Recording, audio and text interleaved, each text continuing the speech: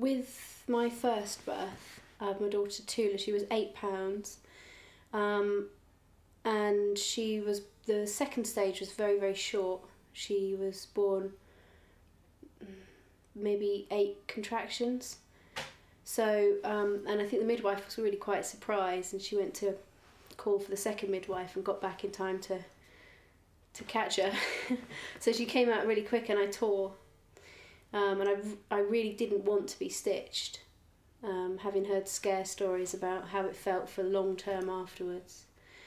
So I left that, but then on my second birth, my son Morris was £9, and he actually made the tear much worse. So although the actual births, I had them at home and I was very pleased, I had a fine time, the labour, and I would advocate that to anyone else who's healthy and whatnot. I think it's a lovely way to be at home and you can just get into bed. But I just didn't want to go through being any more damaged, really. And that whole area just can feel really horrible still.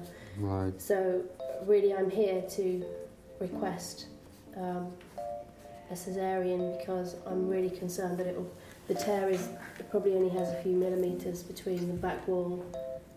And I'm very concerned of what further damage may be caused, the long-term outcome of that. Choosing the caesarean section at this stage, you are not solving that problem. And well, maybe if you have a third vaginal delivery, and then start to think about doing a repair or sort something out and avoid a major surgery, which is a caesarean section. Did you think about that in this kind of... I've really thought about it a lot, and it's only really come to this point where I feel very, very sure that I do want a caesarean. Right. Very sure. At the Royal Sussex County Hospital, measures have been taken to reduce the high caesarean section rate.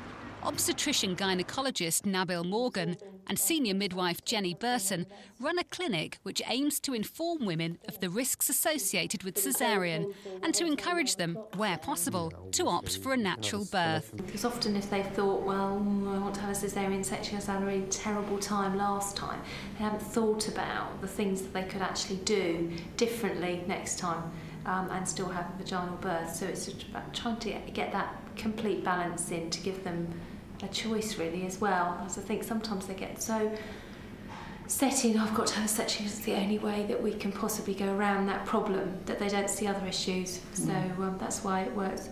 I think it works really well with an obstetrician and a senior midwife being involved in the clinics.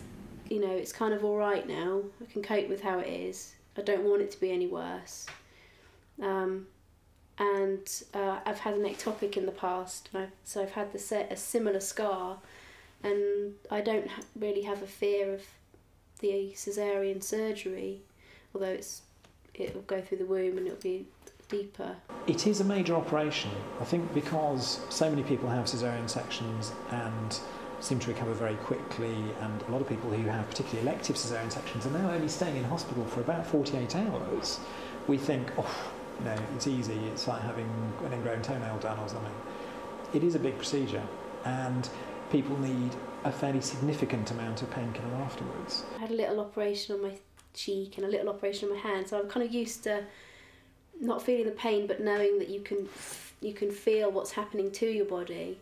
So I'm kind of prepared. I think I'll be nervous until that first cut is done, and then after that'll be quite weird, I imagine, the sensation of that.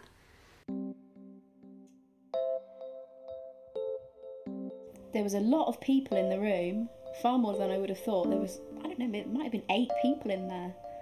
It's hard to recall, maybe even more. And we played music. You could have brought your own music in. Didn't realise that. But they had quite a large selection. So Monty has his sort of song he was born to. It's a Stevie Wonder track. It's a beautiful scar. Thank you, Dr. Nabil. It's really good because I'd had the previous surgery and it was a really rough, chunky scar, and I said to him, if it's possible, could you take that off because you're going in the same place? And so he actually did that, and it's a really lovely, neat, thing that's, you know, far nicer, even though it's the second one and a piece must have disappeared, you know. For anyone that you know, has been damaged, I think if you're considering it, I would say it worked really well for me. That, because I was terrified of how much more I would be damaged. It does take the 6 weeks, you know, even just when you're not in pain anymore. I stopped taking the painkillers long before they'd run out. I just didn't take them for that long because I didn't want to do more than I could, really, by masking it, which is what I would be more likely to just get up and do things if I felt like. So I quite enjoyed just being peaceful and accepting that I had to not move too much, and I couldn't, definitely, for a good few days, and then just gently moving about, and I think I even took a walk very far until about 2 weeks. So I have to say the staff were fantastic up there, really fantastic, a real air of excitement and jollity, and you know, it was lovely.